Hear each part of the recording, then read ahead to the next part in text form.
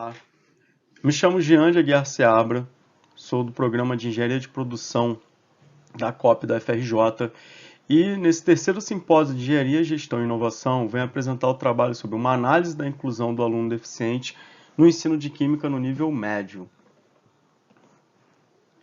Os outros autores desse trabalho são a professora Jéssica da Silva Alves de Pinho, do Cefet, Campus Valença. Temos ainda a Tamara França do Carmo Torres e o professor Carlos Alberto Nunes Cossenza, que também são do programa de Engenharia de Produção da COP.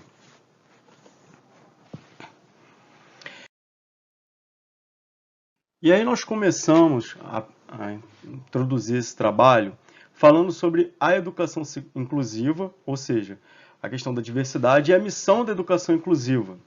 A educação inclusiva, ela busca mais do que somente a educação especial. A educação especial, ela adapta recursos, ou então cria recursos para favorecer o ensino de alunos que tenham algum tipo de déficit ou deficiência e também alunos com superdotação. Então, a educação especial, ela traz alguns mecanismos, ferramentas para auxiliar esses alunos. A educação inclusiva é um passo à frente. Ela busca integrar esse aluno ao ensino regular, fazendo com que tenha esse convívio entre os diversos tipos de alunos, sejam os com deficiência, sejam os com superdotação, seja o aluno regular. E aí, dessa forma, promover a cultura da diversidade.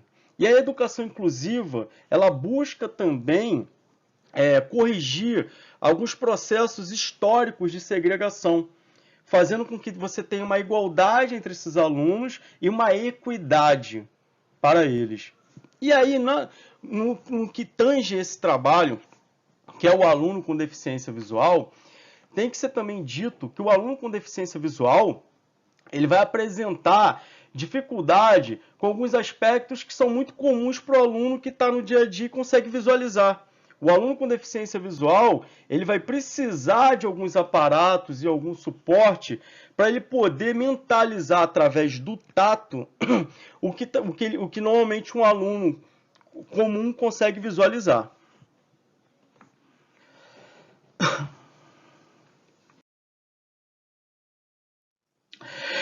E aí, nós temos que muitos conteúdos na área de química são de difícil transcrição para o Braille, o que pode dificultar o aprendizado do aluno com deficiência visual. E aí, a gente tem a necessidade da adaptação dos recursos didáticos, ou seja, uma tabela periódica, por exemplo, o aluno com deficiência visual, ele não vai ter a facilidade de enxergar cores, os diferentes tipos de visualização que a gente tem numa tabela periódica normal.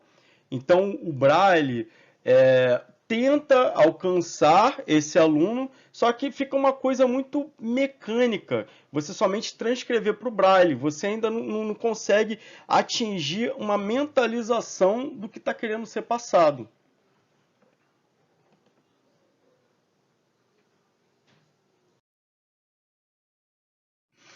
E aí, para dar um suporte a esse trabalho, nós utilizamos também os mapas conceituais. Por quê? Porque os mapas conceituais, eles buscam, através de conceitos chaves e conectivos, juntar um entendimento, prover um entendimento de forma mais didática, para que todos possam absorver da melhor forma possível um dado conteúdo.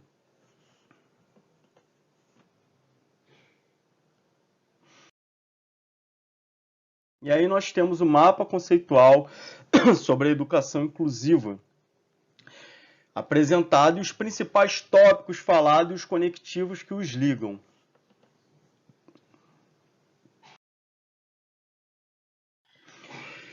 Esse trabalho se dividiu em 3 partes. A primeira parte foi através da realização de entrevistas semi-estruturadas com alguns professores de Química de uma escola pública da Zona Norte do Rio de Janeiro, visando basicamente saber qual era o entendimento do professor acerca da educação inclusiva e sobre a questão de adaptação de recursos didáticos, ou seja, né? Buscar saber do professor o que ele acredita ser educação inclusiva e quais recursos didáticos são mais pertinentes ou não, e a forma de utilizar esses recursos didáticos.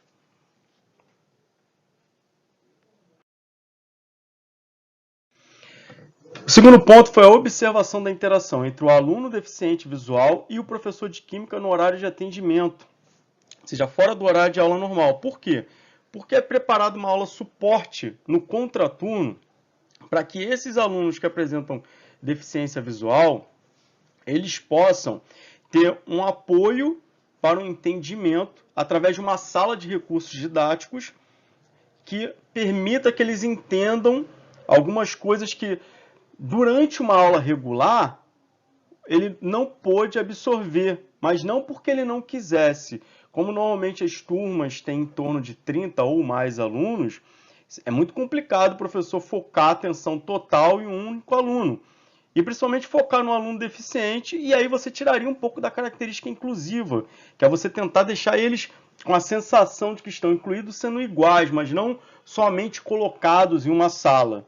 Entendeu? Se a intenção da educação inclusiva fosse colocar um aluno em uma sala só para ele estar no meio dos outros alunos, você não teria educação inclusiva.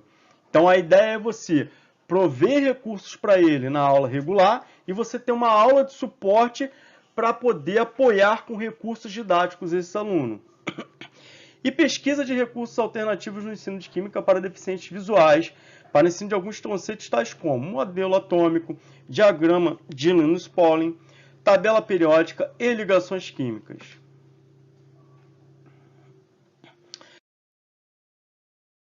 Aí, análise de dados e resultados. O modelo atômico foi feito em alto relevo usando cola, de forma que por meio do tato o aluno pudesse sentir as camadas eletrônicas e os elétrons trabalhando o conceito da distribuição eletrônica. Ou seja, conforme a figura que vocês podem visualizar, há colas com cores diferenciadas, mas nesse caso, para o aluno deficiente visual, não é o que importa. O que importa é que o relevo fica diferenciado. E aí, conforme o aluno, através do tato, vai passando a mão, ele percebe essas diferenças e consegue mentalizar o que ele está sentindo.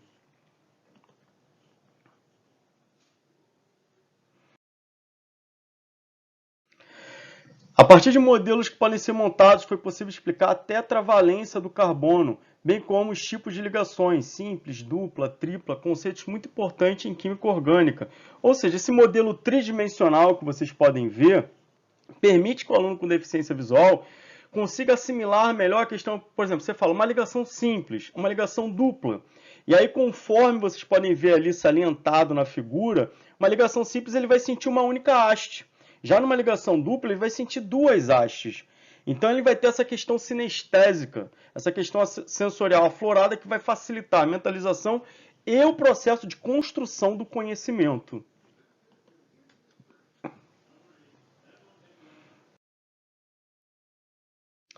Com relação às entrevistas semi-estruturadas, pode-se observar que houve professores que têm uma visão bem clara do que seria inclusão inclusiva, mas também há professores que não acreditam na educação inclusiva, achando que os alunos deficientes deveriam estar em classe especial e não inseridos em uma classe regular.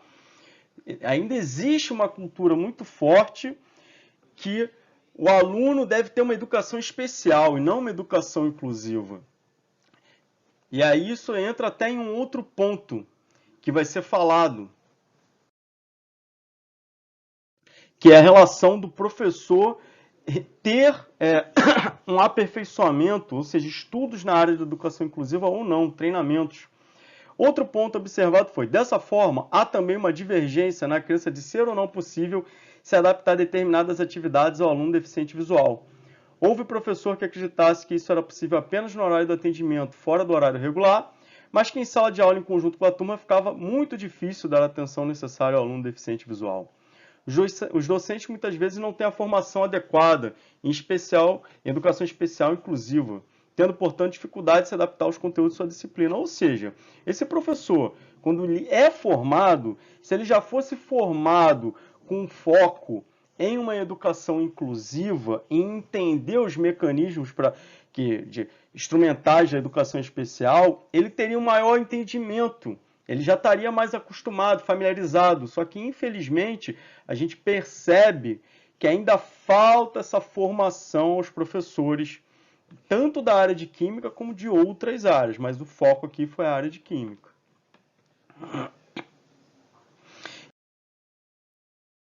As considerações finais percebeu-se que houve um avanço em termos de educação inclusiva, embora o processo precise de melhorias, ou seja, a questão de recursos que são disponibilizados, o tempo que é disponibilizado para esses alunos, a sala de recursos, entendeu? E até o próprio treinamento dos professores, necessidade de maior incentivo aos professores, necessidade de uma sala de recursos para fim de suporte fora do horário regular de aula. Gente, basicamente esses são os pontos principais a serem falados. Para finalizar aqui, eu deixo meu contato, que é bio_jean@hotmail.com, e espero que todos tenham apreciado essa apresentação.